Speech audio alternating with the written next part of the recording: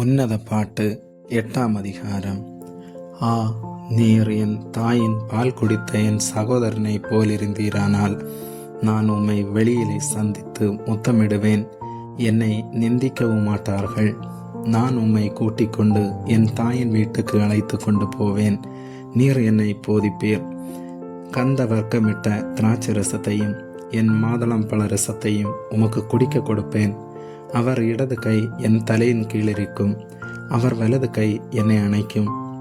எருசலேமின் குமார்த்திகளை, எனக்கு பிரியமானவளுக்கு மனதாக மட்டும் நீங்கள் அவளை விழிக்க பண்ணாமலும் எழுப்பாமலும் இருக்க உங்களை ஆணையிடுகிறேன். தன் நேசர் மேல் சார்ந்து கொண்டு வனாந்தரத்திலிருந்து வருகிற இவள் யார்? கிச்சிலி மரத்தின் கீழ் உம்மை எழுப்பினேன். அங்கே உமது தாய் உம்மை பெற்றாள்.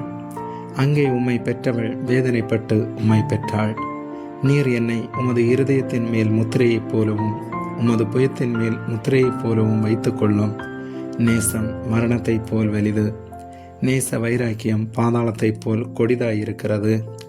அதன் தழல் அக்கினி தழலும் அதன் ஜுவாலை கடும் ஜுவாலையுமாயிருக்கிறது. திரளான தண்ணீர்கள் நேசத்தை அவிக்க மாட்டாது, வெள்ளங்களும் தணிக்க மாட்டாது.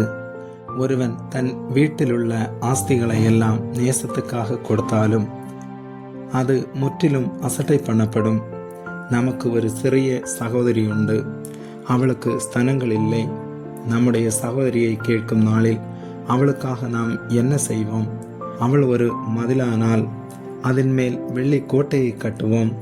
அவள் கதவானால் கேதுரு பலகையை அதற்கு இணைப்போம். நான் மதில்தான், என் ஸ்தனங்கள் கோபுரங்கள். அவருடைய கண்களில் கடாட்சம் பெறலானேன். பாகால் ஆமோனிலே சாலமனுக்கு ஒரு திராட்சை தோட்டம் உண்டாயிருந்தது. அந்த தோட்டத்தை காவலாளிகள் வசத்திலே அதன் பலனுக்காக ஒவ்வொருவன் 1000 வெள்ளிக்காசு கொண்டு வரும்படி விட்டார். என் திராட்சை தோட்டம் எனக்கு முன்பாக இருக்கிறது. சாலமோனே, உமக்கு அந்த 1000 அதன் கனியை காக்கிறவர்களுக்கு 200 சேரும். தோட்டங்களில் வாசம் பண்ணுகிறவளே, தோழர் உன் சத்தத்தை கேட்கிறார்கள், நானும் அதை கேட்கட்டும். என் நேசரே, தீவிரியும் கந்த வர்க்கங்களின் மலைகள் மேலுள்ள வெளிமானுக்கும் மறைகளின் குட்டிக்கும் சமானமாயிரும். ஆமேன்.